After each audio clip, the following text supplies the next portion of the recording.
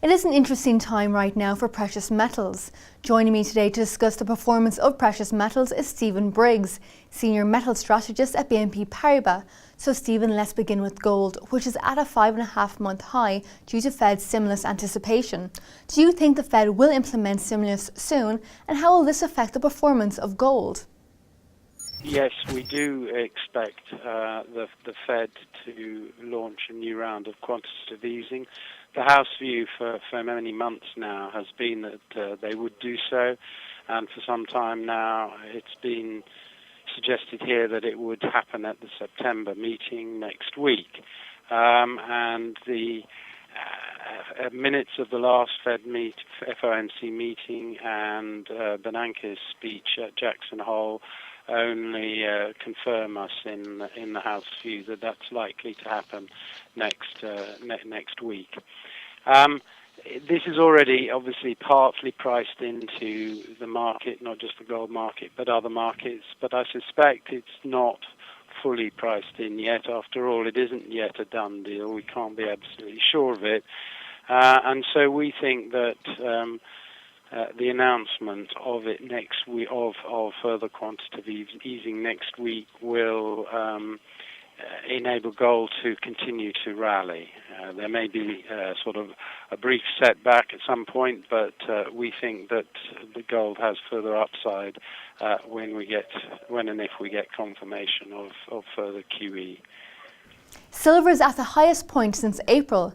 Spot silver has increased nearly 10% over the past 2 weeks, outstripping a 4% gain in gold. What are your thoughts on this, and what is your short and long-term outlook for silver? Well, this is perfectly standard for silver and something we would have expected. We've seen in the past that in these sort of situations where QE is expected, silver has tended to outperform gold. And that's what it's done again, and that's what we expect to continue. Now, it must be said that the overall fundamentals of silver are quite poor, actually, and they're certainly not as strong as gold's. But that tends to be outweighed by the feeling in the market that silver is a geared play on gold, and if you expect the sector to go up, you would expect the smaller, thinner market of silver to outperform, and I think that's the way that people in the market will trade it. So although we have grave reservations about its underlying fundamentals, we think that there's, in percentage terms, still more upside for silver than for gold. And what major events should traders be watching out for which could affect the performance of gold and silver? Well, I mean, the obvious one is the FOMC meeting next week. That's clearly a major factor. But remember that this issue of monetary easing is not confined to the U.S. Europe. It's quite possible we'll see an interest rate cut in Europe. It's quite possible that we will start to see shorter-term bond buying by the ECB, and we may get more hints of what's going on there later this week. So the ECB meeting is certainly something that traders will be watching very closely. And secondly, it's likely with the sharp slowdown in economic growth in China that we will see some form of monetary easing there as well, interest rate reductions in particular. The timing of those, it's hard, you don't know when it's going to happen. It isn't as rigid in terms of central bank meetings as it is for Europe and the US, but that's something that people will be watching out for. And finally, Stephen, let's have a look at spot platinum. As it hit its highest since July 5th, the strikes and chaos in South Africa's mining sector have been affecting platinum prices due to supply worries. Can you tell me about your views on this?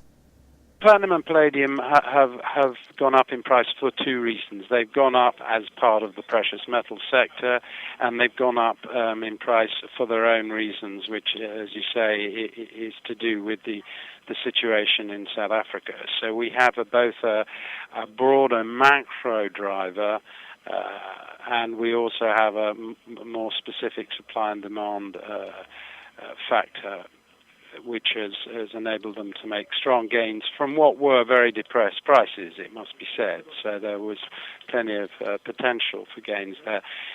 Initially, platinum was quite slow to react to the tragic events in South Africa, but as the situation got worse and started to show signs of spreading right across the platinum industry in South Africa, the price reaction has been pretty strong.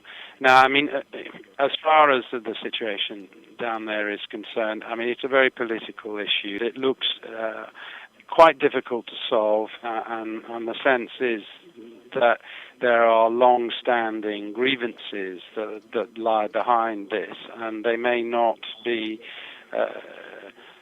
resolved quickly. So there is scope for more impetus to the price from these developments.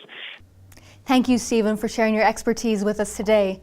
Tomorrow I'll be discussing some currency pairs for our Targets in Focus programme, so do tune in for that. Goodbye.